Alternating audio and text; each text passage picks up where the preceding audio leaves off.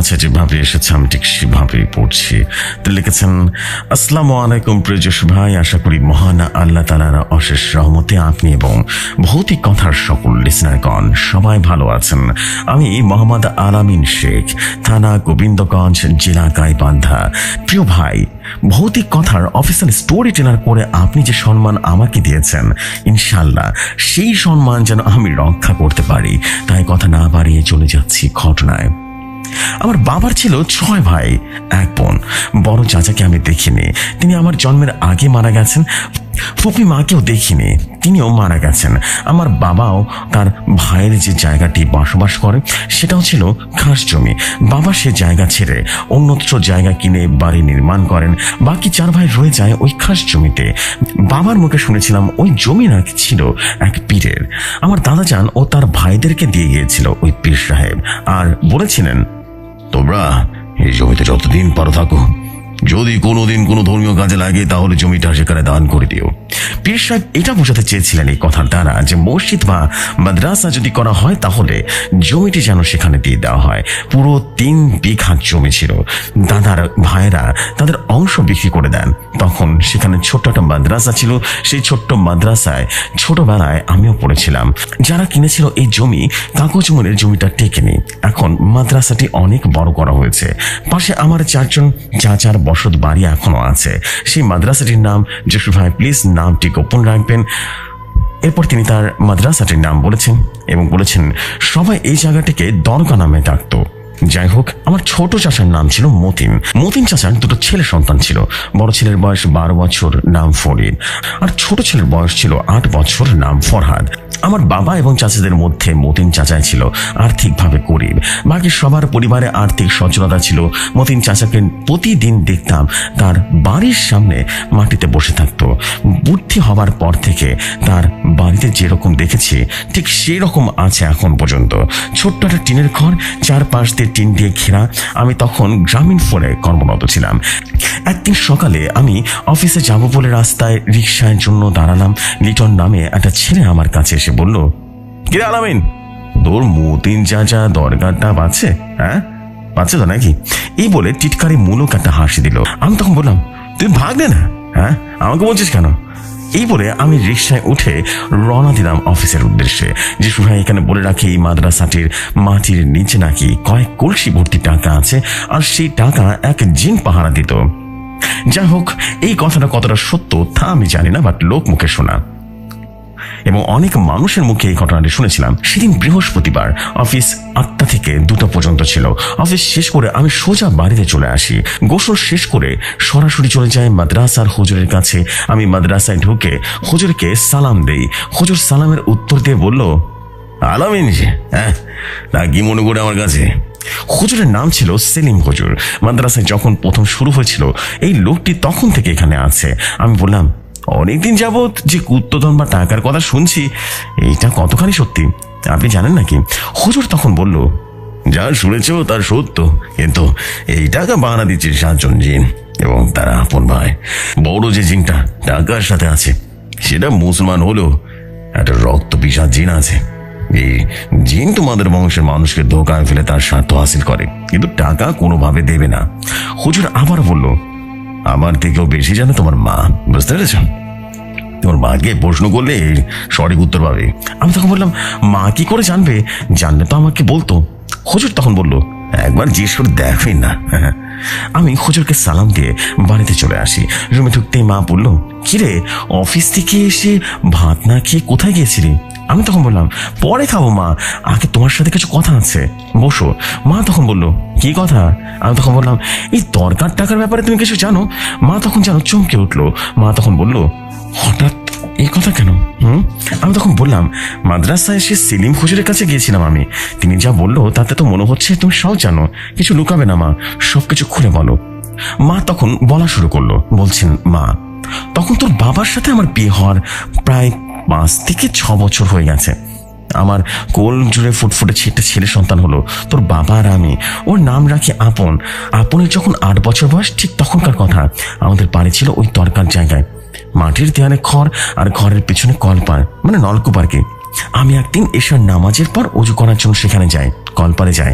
আমার অজু করা শেষ হতে ঝমঝম করে শব্দ হলো এবং 8টি সোনার কলস যেন ভেসে ওঠে এবং মাটির নিচ থেকে ভেসে ওঠে। বিশাল বড় বড় কলস ছিল, অনেক চকচক করছিল। একটি কলসির উপরে লম্বা লোক দাঁড়িয়েছিল, সারা শরীরে কালো, পোশাকের মতো কি যেন জুব্বার মতো ছিল, তার পুরো মুখে যেন আগুন জ্বলছিল। আমি ভয় পেয়ে দৌড়াতে লাগলাম। তখন ওই লোকটা বলল, থামো। আমি তখন বললাম, কি আপনি, আর কি চান? তখন কালো পোশাক পরা লোকটি একটা কলসির মুখ খুলে দিল। দেখতে পেলাম সোনার ভর্তি ভরা। লোকটি তখন বলল, এসব টাকা তোর, কিন্তু তার বিনিময় তোর ছেলেকে আমাকে দিয়ে দে। আমি তখন বললাম, বলেন কি আপনি, এইটা কোনোভাবে সম্ভব না, কোনোভাবে সম্ভব না, কোনো কিছুর বিনিময় আমি ছেলেকে দেবো না। এরপরে আমি তোর দিয়ে ঘরে চলে আসি, দরজাটা বন্ধ করে দিই। তোর বাবা তখন প্রতি রাতে যাত্রাপালা, গান এসব দেখতে যেত আর গভীর রাতে ফিরতো। সেদিন রাতে তোর বাবা আসতে আমি সব ঘটনা খুলে বলি। সে কথা শুনে তোর বাবা বলল, দূর, কি না কি দেখেছো, এর কিছু না, এলো মনে বল। এই বলে তার বাবা রাতে ঘুমিয়ে পড়লো, আমিও ঘুমিয়ে পড়ি। পরপর 3 দিন ওই লোকটি আমার স্বপ্নে এসে তোর ভাইকে একইভাবে চায়, কিন্তু আমি কোনো কিছু দিতে রাজি হইনি। কিন্তু এতটুকু বলেই মা থেমে গেল। আমি বললাম, থামলে কেন মা, বলো। মা আমারও বলা শুরু করলো। তোর বাবাকে ওই লোকটি একদিন টাকার কলসি দেখিয়ে বলে, লেজ ছাড়া পাঠা দিয়ে টাকা নিয়ে যা, ঠিক আছে? তো তোর বাবা আমাকে বললো, লেজ ছাড়া পাঠা আবার কোথায় পাওয়া যায়? আমি তখন বললাম, লেজ ছাড়া আবার পাঠা হয় নাকি? তখন ওই বাবা ওই টাকা এবং লোকটার কথা বললো। আমি তখন তোর বাবাকে বলি, আমি আমার আপন কোনোভাবে দিতে পারবো না দিতে আপনকে। তুমি এই টাকার আশা করো না, আল্লাহ যদি চায় একদিন আমরা অনেক ধনী হব। তোর বাবা তখন বলল, আরে তোমার ছেলেকে তো চাইনি, যে লেজ ছাড়া পাঠা। আমি তখন বললাম, তোমার যা করার করো, কিন্তু আমার আপনের কিছু হয়ে গেলে আমি তোমাকে ছেড়ে দেবো না বলছি। বাবা তখন অনেক জায়গায় হেঁটে হেঁটে লেজ ছাড়া পাঠা খুঁজতে থাকে, কিন্তু কোথাও সেটা খুঁজে পায় না। এক রাতে তোর বাবা স্বপ্নে দেখে একটি লোককে, আর সেই লোকটি বলছিল, জহির, লেজ ছাড়া পাঠা এত খুঁজে বেড়াচ্ছিস কেন? তোর ঘরে তো আছে। এই স্বপ্নের দিকে তোর বাবা জেগে যায়, আপনের দিকে এক পলকে তাকিয়ে থাকে। আমি বললাম, কি হয়েছে তোমার, ঘুমের মতো চমকে উঠলে কেন? কিছু বললো না তোর বাবা। দেখি আমার আপনকে ঘরের মেঝেতে খালির মাটির উপরে শুয়ে রেখেছে তোর বাবা। আমি তাড়াতাড়ি করে বিছানা থেকে নেমে আপনকে কোলে তুলে নিয়ে তোর বাবাকে বললাম, এসব কি শুরু করেছো তুমি?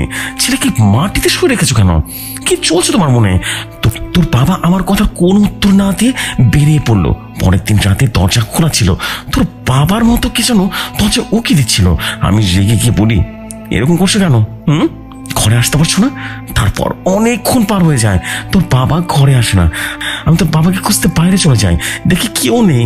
ঘরে আসার পর তোর আপন ভাই রক্ত বমি করা শুরু করলো। সেই রাতে সেটা মারা যায়। আমি ছেলেকে নিয়ে কাঁদতে থাকি। তোর বাবা তখন ঘরে ফেরে, হঠাৎ একটা বিকট হাসির শব্দ পায়। কি যেন বললো, টাকা নিবি না মূর্খ মানুষ, তোদের মানব জাতির লোভের কারণে আমরা সফল হতে পারি, বুঝলি? এই পরে ঝমঝম করে শব্দ হলো। আমি বুঝতে পারি তোর বাবা আপনকে দিতে রাজি হয়েছিল ওই টাকার লোভে। পরদিন ছেলেটাকে মাটি দেওয়া হয়। আমি তোর বাবার উপরে রাগ করে, অনেক রাগ করে তোর নানা বাড়িতে চলে যাই। কথাগুলো বলা শেষ করে মা কাঁদতে থাকে। আমি বললাম, মা তুমি কেঁদো না, যা আবার হয়ে গেছে, ভাত দাও, ভাত খাবো। মা রুম থেকে চলে যায়। আমি বুঝতে পারি মতিন চাচা এরকম কিছুরই ফাঁদে পড়েছে। ঘটনার গোড়ায় যখন হাত দিতে পেরেছি, এর আগে পর্যন্ত না গিয়ে আমি ছাড়বো না। রাত নেমে আসে তখন 8:45। আমাদের মেন গেটে নানা বলে চিৎকার করে সজীব এবং আমার বড় আপার ছোট ছেলে আমার ঘর থেকে দৌড়ে বের হলাম। আমার আগে দেখলাম বাবা গেট খুলছে। সজীব বলল, না আমাকে বাঁচাও, আমাকে মারতে এসছে। সজীবের বয়স ছিল 10 বছর। আমি বললাম, কে মারতে আসছে তোকে? হ্যাঁ? সজীব তখন ভীত কণ্ঠে বলল, বাঁশতলার নিচ থেকে কালো লোক, বড় বড় দাঁত, আমাকে দেখে হাঁ করে ধরতে আসছে। যেস ভাই, আমাদের বাড়ির সামনে ছোট একটা বাঁশ ঝাড় ছিল। আমি তখন বললাম, তুই এত রাতে বাড়ি থেকে কিভাবে আসলি? হ্যাঁ? সজীব তখন বলল, বাবা আমাকে বাজারে নিয়ে এসেছিল। আমি তোমাদের বাড়ি আসার জন্য বলি, বাবা আমাকে রাস্তা নামিয়ে দিয়ে চলে যায়। তখন বাবা বলল, আর কত প্রশ্ন করবি, যা মাদ্রাসা থেকে হুজুরকে ডেকে নিয়ে যা। আমি মাদ্রাসা থেকে হুজুরকে ডেকে নিয়ে আসি। হুজুর ওর শরীরে ফু দিয়ে যায় এবং ওর পানি পড়া দিয়ে বলল, আর কোনো সমস্যা নেই, ওর একটা শয়তান জিন ছিল, শুধু ভয় দেখিয়েছি আর কি, ওর শরীরে ফু দিয়ে দিচ্ছি, কোনো সমস্যা নেই, কিচ্ছু হবে না। এই বলে হুজুর চলে যায়। আমি বাস ছাড়ের নিচে গিয়ে বলি, ছোট বাচ্চাদের ভয় দেখানো, যদি ক্ষমতা থাকে সামনে আসো, তাহলে চাপকে তোমরা চামড়া তুলে ফেলবো, বুঝতে পেরেছ? শয়তান জিন কোথাকার। পরের দিন সকাল 9টায় আমি মতিন চাচার বাড়ির সামনে চলে যাই। দেখতে পাই মতিন চাচার বাড়ির সামনে মাটিতে বসে আছে। মতিন চাচা বাড়ির সামনে সবসময় পরিষ্কার থাকতো। আমি বললাম, চাচা বাড়ির ভেতরে এসো, কথা আছে। মতিন চাচা উত্তরে বলল, না রে বাবা, বাড়ির ভেতরে যাওয়া সম্ভব না, বুঝলেন, যাও এখানে বলো। আমি তখন বললাম, কেন, বাড়ির ভেতরে এমন কি আছে যে যাওয়া যাবে না? আলী বাবার গুহা লুকিয়ে রেখেছো নাকি? হ্যাঁ। মতিন চাচা তখন বলল, যাই ডাকি না কেন, তোমাকে তার উত্তর দেবো না, বুঝতে পেরেছ? আমি তখন বললাম, লোকমুখে শুনেছি, তা কি সত্যি? চাচা তখন বলল, কি শুনেছ না শুনেছ তা ভালো তুমি জানি, বুঝতে পেরেছ? মতিন চাচা একটু তেরা টাইপের মানুষ ছিল। আমি বললাম, এত পাহারা না দিয়ে খুল যা সিম সিম বলে সবকিছু নিয়ে নিলে তো পারো। হ্যাঁ। মতিন চাচা তখন রেগে গিয়ে বলল, মস্কারা করার জায়গা বলো না, আমার লাগে মস্করা করো। এই বলে রাগ করে চাচা উঠে দাঁড়ালো আর ডাকতে লাগলো, বৈদেমা, বৈদেমা, মানে আমার ছোট চাচিকে ডাকছে। চাচি ডাক শুনে বাড়ি থেকে বেরিয়ে আসে। চাচা তখন বলে উঠলো, বাড়িতে যেন কেউ ঢুকতে না পারে, ঠিক আছে? এই বলে মতিন চাচা চলে যায়। আমি চাচিকে বললাম, চাচি ঘটনাটা খুলে বলো তো আমায়। চাচি তখন বলল, বাপরে বাপ, কি আর বলবো, তোর চাচা ওই জিনের টাকা পাওয়ার জন্য পাগল হয়ে গেছে। মানুষের জমিতে কাজ করে যে টাকা পায় সব কবিরাজ আর তান্ত্রিকের কাছে খাইয়ে ফেলেছে, একেবারে শেষ করে দিয়েছে। আমি তখন বললাম, মানে? চাচি তখন বলল, রানীগঞ্জের সাঁওতাল এক তান্ত্রিক এসেছে, নাম গণেশ তান্ত্রিক, সে ওই জিনের টাকা আটকে রেখেছে আমাদের বাড়ির ভেতরে। বলেছে সামনের পূর্ণিমা রাতে নাকি সব টাকা তুলে তোর চাচার হাতে দিয়ে দিবে। আমি তখন বললাম, এইটা কোনোভাবে সম্ভব না, তুমি নিষেধ করো না। হ্যাঁ, নিষেধ করো না। চাচি তখন বললো, বাবারে কত নিষেধ করেছি, কিন্তু তোর চাচা কোনো কথা শোনো না। এদিকে ঘরে চাল নেই, দুটো ছেলে না খেয়ে আছে, আমি কি করবো বল? আমি তখন বললাম, চলো আমাদের বাড়ি চলো, রান্না করতে যা কিছু লাগে নিয়ে আসবে, চলো।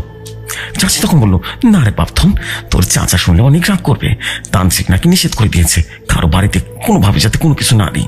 আমি বাসায় চলে আসি এবং ভাবতে থাকি, আসলে কিভাবে এই টাকাটা আটকালো চাচার চাচির ভেতরে, ঘটনাটা কি? মাগরিবের আজানের আগে আবারও গেলাম মতিন চাচার বাড়ির কাছে। দেখলাম বাড়ির সামনে চাচি দাঁড়িয়ে, গেটটা লাগানো। আমি তার সাথে আর কথা না বলে বাড়ির পাশে যে টিন বাউন্ডারিটা ছিল তার সামনে গেলাম। টিনের ছিদ্র দিয়ে দেখার চেষ্টা করলাম আসলে বাড়ির ভিতরে কি এমন আছে। দেখলাম জায়গাটা পরিষ্কার, কাদা মাটি দিয়ে লেপে আরো পরিষ্কার হয়ে গেছে। সেখানে অনেক হাড়ি মিষ্টি এবং পয়সা রাখা।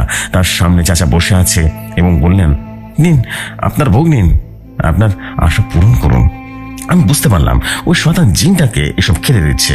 আমি চোখ সরিয়ে চলে এলাম ওখান থেকে। খারাপ লাগলো একটা জিনিস ভেবে, যে ঘরে বউ সন্তান খোদায় মরছে আর আমার চাচা লোভে পড়ে জিনকে ভোগ দিচ্ছে। সেদিন রাত 10টা আমি রাস্তায় দাঁড়িয়ে সিগারেট খাচ্ছি, হঠাৎ দৌড়ে এলো ফরিদ। আমি বললাম, কিরে কি হয়েছে তোর? ফরিদ তখন বললো, ভাই ভাই, মাদ্রাসার পিছনে কালো কুচকুচো অবধ দাঁড়িয়ে আছে। আমাকে দেখে লোকটা, হাতটা অনেক লম্বা ছিল, আমাকে ধরতে চেয়েছিল। আমি ভয় পেয়ে দৌড়তেছি। আমি তখন বললাম, কিছু খেয়েছিস? হ্যাঁ, সারাদিন কিছু খেয়েছিস? ফরিদের মুখ থেকে কোনো কথা বের হলো না। আমি বললাম, চল আমাদের বাড়িতে যাই, খেয়ে আসবে, ঠিক আছে? ফরিদ তখন বললো, না রে ভাই, আমি খাবো না, আমি চলে যাব। বুঝতে পারলাম ওর বাবার খুব কড়া নির্দেশ আছে। মুদির দোকানে গিয়ে বললাম, কি খাবি খা। ফরিদ রুটি আর কলা নিয়ে খেতে লাগলো। খাওয়া দাওয়া শেষ করে আমাকে বলল, ভাই বাড়ি পর্যন্ত একটু এগিয়ে দেবে না হয়? আমি দোকানের টাকাটা দিয়ে বললাম, চল এগিয়ে দিয়ে আসছি। এই বলে আমি ফরিদকে সাথে করে নিয়ে ওদের বাড়ির উদ্দেশ্যে রওনা দিলাম। ঠিক মাদ্রাসার পেছনে দেখতে পেলাম একটা বড় সাইজের কালো বিড়াল। বিড়ালের চোখ দুটি যেন আগুন বের হচ্ছে। ফরিদ বলল, ভাই দেখোটা কি?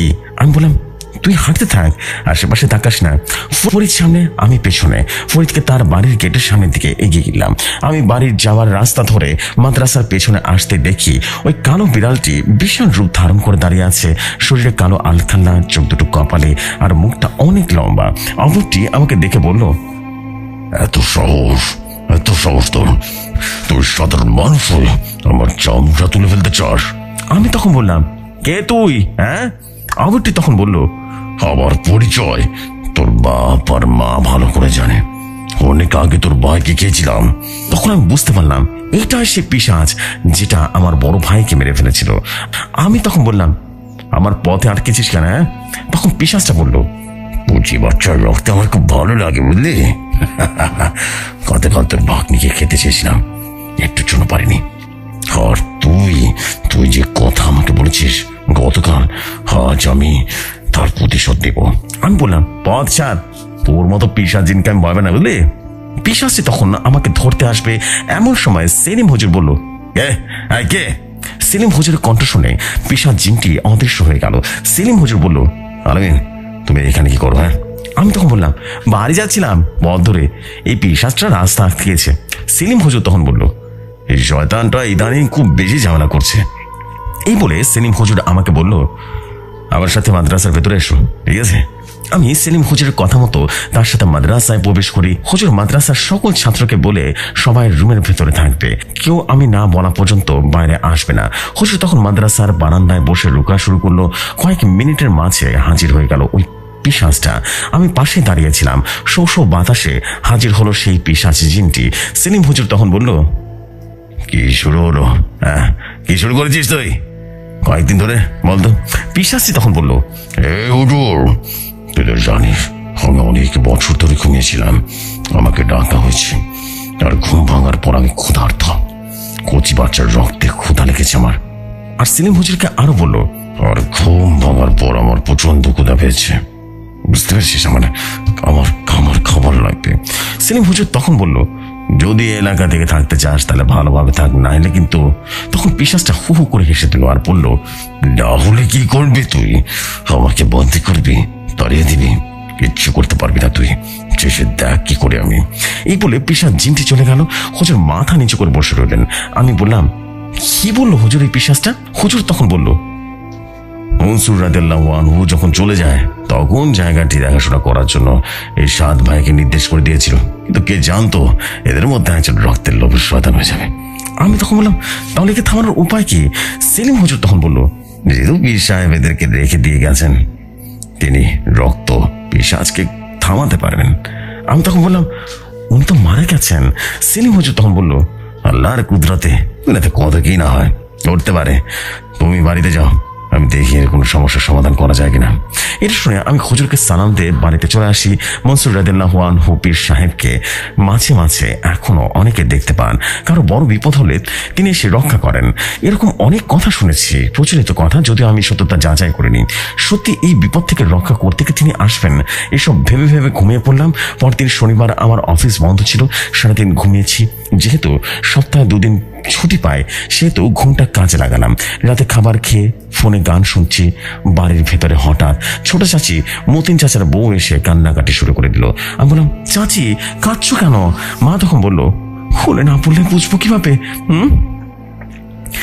চাচি কান্না থামিয়ে বলল, আলামিন আমার ফরহাদের বাচ্চা বাবা। আমি তখন বললাম, কি হয়েছে ফরহাদের? চাচি তখন বলল, আজ আবার ওই কনিষ্ঠ তান্ত্রিক বাড়িতে এসেছে। তান্ত্রিকের আসা মাত্রই তোর চাচা আমাকে বাড়ি থেকে বাইরে বের করে দিয়েছে, আর ফরহাদ বাড়ির ভেতরে আছে, না জানি আজকে কি হয়ে যায়। এই বলে আবারও কান্নাকাটি শুরু করে দিল।